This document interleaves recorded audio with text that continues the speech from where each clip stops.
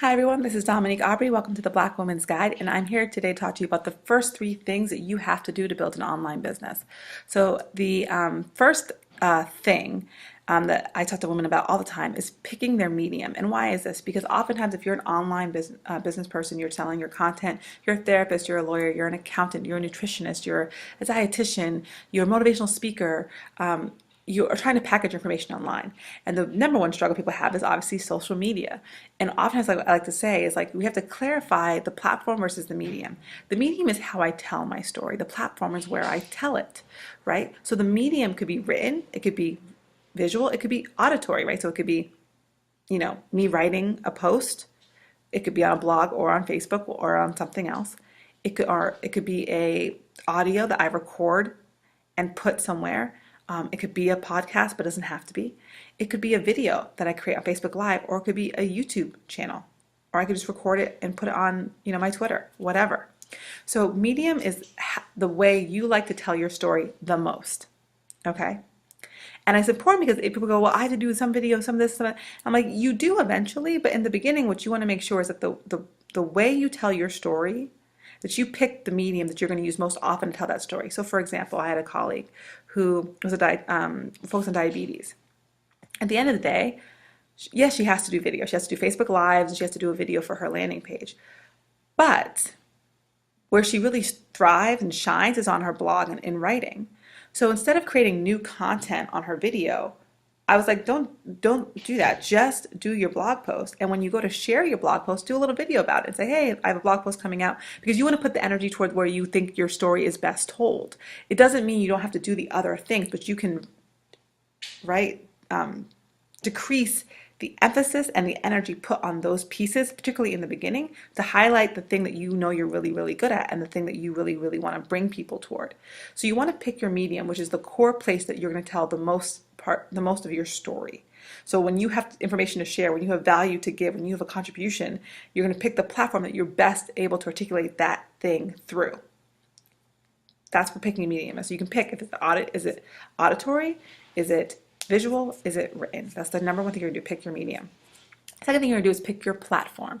So if you're a coach or consultant, I'm going to say like 999.9% chance you're going to be on Facebook. But if you're not on Facebook, you could also consider something like Twitter, or you could also consider something like Snapchat. The thing is, Facebook is by far the best solution for coaches and consultants, period, but then also for their ads. You can also use Instagram and Pinterest and all these other things, but they're made for kind of different stuff, and though they can still work for what you need, they are kind of a little bit, they're made for different audiences, right? Because it's highly visual. Instagram, so obviously as a coach or consultant, if you're not selling jewelry, it doesn't really make sense to be on that platform over other platforms. Probably not as much, but you can still do it if you would like. However, I would highly recommend Facebook because it is really the tool for coaches in general. But either way, pick where you're comfortable with, because at the beginning, it's not about being in the perfect place at the perfect time. It's really just about being somewhere where you're comfortable using the tool. So that's the goal. So just be comfortable where you're picking the tool. And I'd recommend Facebook, but Twitter also is a good option. And you can also build over time a multi-channel strategy. So this fear of I need to be everywhere, I need to post here, post here, post here. No, you don't. The majority of people who have online businesses, they post, maybe they have their preference of platform, and then they actually outsource all the additional platforms that people that they post on. So they might create core content again through their blog or through their video, through that one core medium, and then they have someone go in and dice up that content from that medium that they pick and create other content that goes in other places.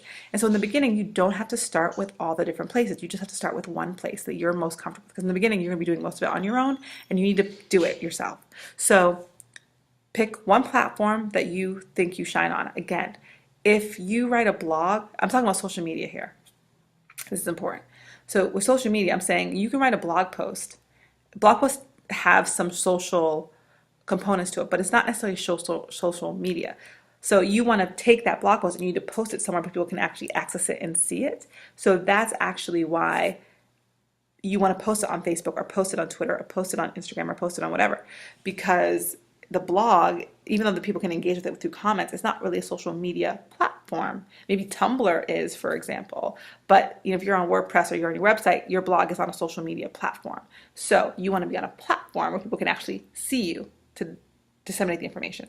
So that's number two, pick a platform. The third thing you're gonna do is just create consistency. Just be consistent. Figure out what your cadence is for creating the content and sharing the content. So they're two different things. If you write a blog or you do a podcast, you might only create content once a week for that thing. That's your cadence. That's your consistency once a week. But you might have to also share that on social media 3 times a week. And that's also just as important as the creation of the thing once a week. Because how are people going to find it and get to it if they don't see consistency in your posting? So you need to have consistency. And to start, I would say, start with the simplest amount first. People go, oh, what about Hootsuite or Buffer or scheduling my posts and da-da-da.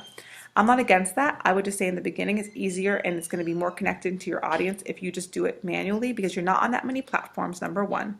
So you're only on one platform, so you only have to post the same place 3 times a week or once a day or whatever. It's not that much stuff to do.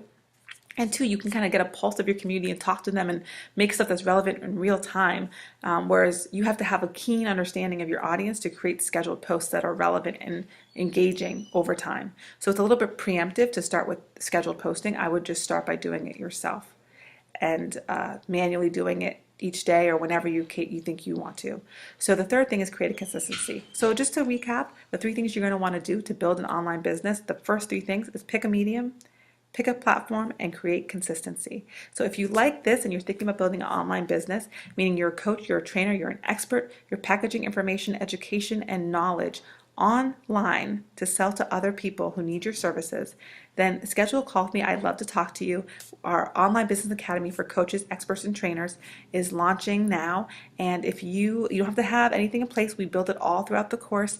But if you are looking to take what you know and actually get it online, committed and ready, this is for you. So I'd love to hear from you. Looking forward to it.